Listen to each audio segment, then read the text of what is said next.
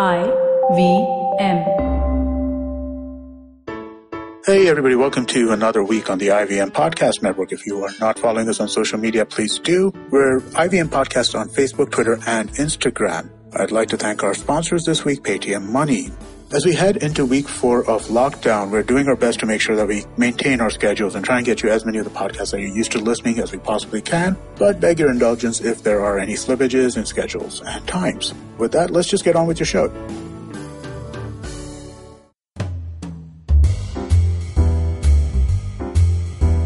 Welcome to Absolutely Right. I'm your host Aditi Surana. Thank you so much for being here. Today's episode is called Let Me Overthink It. In the previous episode, I spoke with a fitness coach and host of IVM's Kinetic Living podcast, Urmi Kothari. She asked me, Aditi, what can I do when I can't stop overthinking? I thought in the face of this lockdown, her question has become even more relevant. In last 1 month, I have received numerous questions from people. Many of you shared your worries, concerns, challenges. Most of you said you can't stop thinking. What am I going to do? What if I get infected? What if I lose my job? What if they ask me to take a pay cut? What if this happens? What if that happens? What am I going to do? I know we are in trying times, but overthinking can't be a solution. Worrying is vividly imagining all possible failures. It's like creating multiple crisis scenarios in your mind and then coloring them with all possible personal details, making it so damn real that your body starts preparing for a fight or flight response.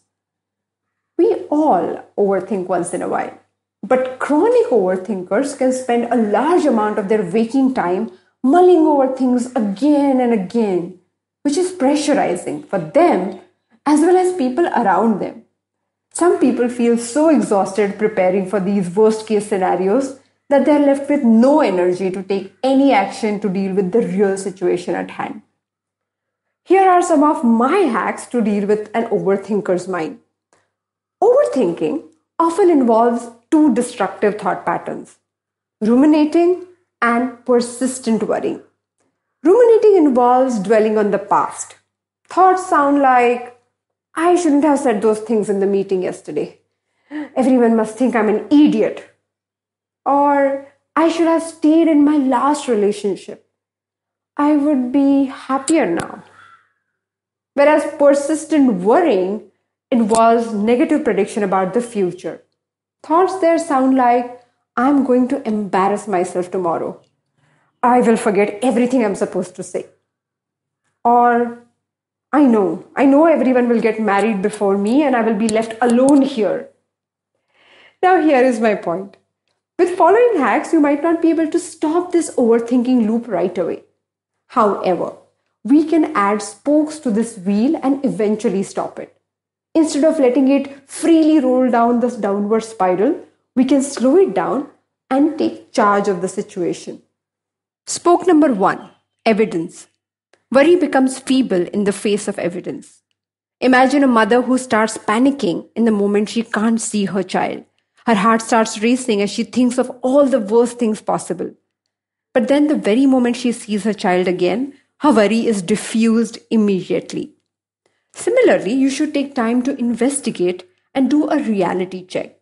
Find out if your imagination has any truth in it before overthinking or overreacting. Spoke number 2, you're not the only one. Thankfully, most of our worries and issues are not uncommon. People might have not walked in your shoes, but that doesn't mean you're the first one ever to have a shoe bite. Pick the brains of those who are ahead of you on this curve.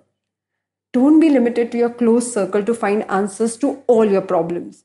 Reach out to experts, teachers, role models, or even strangers who have gone through similar situations and ask them questions. You will be surprised with the generosity and willingness that people show in sharing their knowledge. Spoke number 3, stop the lift. Imagine your emotional downward spiral is like a swift elevator. You may think that your thoughts move from ground floor to -10, the dark, dingy basement floor, in no time. But in reality, you keep feeding that downward movement with a thought at a time. Your worrying thoughts add to the pace of this downward spiral, making it go down even faster. It's like adding extra weight to the free fall. However, if you stop feeding it, it won't go down as quickly. So the very moment you catch yourself doing it, stop. Stop the damn lift. It may not take you to the top floor immediately, and you may not feel happy and excited at once, but it will reduce the damage. It will make sure that you have more time to respond instead of reacting in a compulsive manner. Spoke number 4, pivot. No decision is a final decision. There are decisions and there are consequences. Some of them can be positive ones, some are undesirable ones. Any decision can't be permanently wrong or permanently right. If you get this, your choices will not be driven by fears. You can play by the ear. You can pivot when needed, turn around if required, find midways, apologize, encourage others to see your perspective, learn new skills to fix the problem, or even restart things if needed. Spoke number 5, graphotherapy. By now, you have seen how handwriting can talk about your personality. Let me take you to the most fascinating part of this work that became the basis of my research, or you may say obsession, in last 15 years. For your brains, compulsive overthinking is a habitual pattern, as you keep practicing it over and over again. Graphotherapy, a specific handwriting formation coordinated with deep breathing, can rewire your brain beyond belief. It may appear very simple, but it can have a lasting impact. It's like doodling or Zentangle done in a graphologically enhanced manner. I recommend that you try this stroke called flow of thoughts. It can induce deep calmness, a sense of feeling grounded and relaxed in minutes. Make sure you learn the stroke properly. If you do, then it can be your companion in moments of panic, your antidote when your overthinking mind completely takes over. All the instructions about this stroke are given in today's fun sheet. We create fun sheets every Friday to make sure that your learning becomes more engaging and long-lasting. Check the link in the description box, or you can also download it from my website, aditisurana.com. Next week, I will be inviting Ramya Ramamurthy on the next episode of Absolutely Right. Ramya is the author of the book Rebuild and the co-host of Feeding 10 Billion podcast on IBM Network. Tune in to know what made a successful media professional and author follow her passion of feeding 10 billion. Till then, happy writing! Beta, did you know 79% of all scientists in NASA are Indian only? देखो, India में tax सिर्फ middle class भरती है. Everyone is just enjoying free यार. आजकल के youngsters are only interested in partying and enjoying. उनको देश की पड़ी ही नहीं है. बेटा तुम बस शादी कर लो, उसके बाद तो you can enjoy life like anything. I will tell you what this country needs. This country needs 15 years of dictatorship. That is the only way to become a superpower. See the Chinese, how much they've progressed. सुनो, तुमने ये WhatsApp forward देखा? So what's common between all of these statements? They're all absolutely rubbish. Fake WhatsApp forwards that spread like wildfire. And statements that defy any logic. We are here to debunk them all. We're your family WhatsApp group's worst nightmare. We're what happens when you read a book. Basically, we're just a bunch of guys who want to cut through the bullshit of everyone saying this, how it won't be true. So that the next time someone confidently squeezes out some WhatsApp or Twitter BS, you will look them dead in the eye and go, Uncle, please sit. So join me, Joel, and me, Tushar, every Mondays for a fresh new episode of Uncle, Please Sit.